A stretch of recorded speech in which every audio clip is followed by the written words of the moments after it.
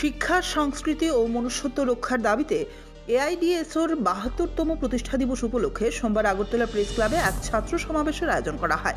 এদিন সিটি সেন্টারের সামনে থেকে একটি মিছিল শুরু হয়ে আগরতলা শহরের বিভিন্ন গুরুত্বপূর্ণ পথ পরিক্রমা করে প্রেস ক্লাবে গিয়ে সমাবেশে মিলিত হয়।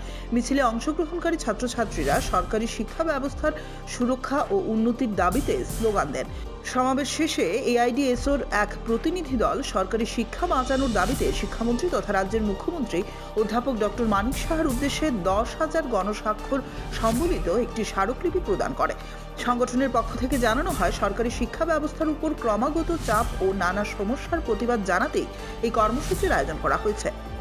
ভারতবর্ষের বিপ্লবী ছাত্র সংগঠন All India Democratic Students Organisation এআইডিএসওর ৭২তম প্রতিষ্ঠা দিবস 1954 সাল থেকে 28 ডিসেম্বর ছাত্র সংগঠন এআইডিএসওর জন্ম। তার প্রাক লগ্ন থেকেই ছাত্র সংগঠন এআইডিএসও শিক্ষা, সংস্কৃতি, মনুষ্যত্বের রক্ষার্থে আমরা সারা দেশব্যাপী আমরা এই অঙ্গীকারবদ্ধ এবং কেন্দ্র এবং রাজ্য সরকার যে শিক্ষার উপর একের পর এক আক্রমণ নামিয়ে আনছে তার প্রতিবাদে এআইডিএসও তার শক্তি অনুযায়ী এককভাবে সারা দেশে আন্দোলন পরিচালনা করছে। আপনারা জানেন যে জাতীয় শিক্ষানীতি 2020 চালু হয়েছে, শিক্ষার যে প্রাণসত্তা সেটাকে ধ্বংস করবে। আমরা তার বিরোধিতা করছি এবং আজকে আমাদের রাজ্য দেখেন প্রত্যেকটা স্কুলে আজকে একটা প্রধান সমস্যা শিক্ষকের অভাব। প্রায় প্রত্যেক দিন পত্রপত্রিকা খুললেই দেখা যায় যে ছাত্ররা প্রতিবাদ করছে শিক্ষকের জন্য। সরকারি শিক্ষার মান একেবারে নষ্টের দিকে যাচ্ছে, তলানিতে এসে ঠেকেছে।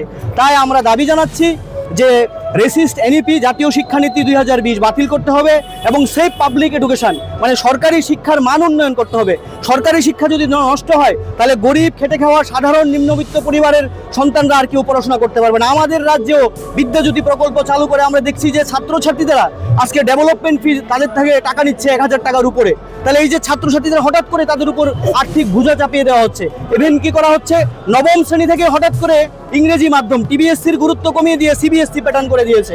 ভালো সিবিএসসি, কিন্তু সেটা তো ক্লাস 1 থেকে করার দরকার ছিল, সেটা না করে নবম শ্রেণী থেকে চালু করে দিয়েছে। তাহলে যে সমস্ত ছাত্ররা বাংলা পড়াশোনা করছে তারা কিভাবে ইংরেজিতে পড়াশোনা করবে? হঠাৎ টিচারদের ক্ষেত্রেও সমস্যা হচ্ছে। এই যে একের পর এক আক্রমণ শিক্ষার উপর, শিক্ষা আজকে বেসরকারীকরণের দিকে চলে যাচ্ছে।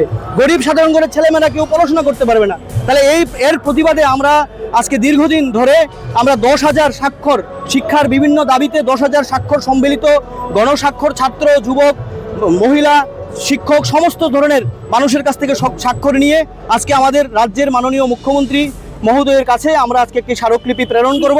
এবং ব্যুরো রিপোর্ট, অবিরাম 24x7।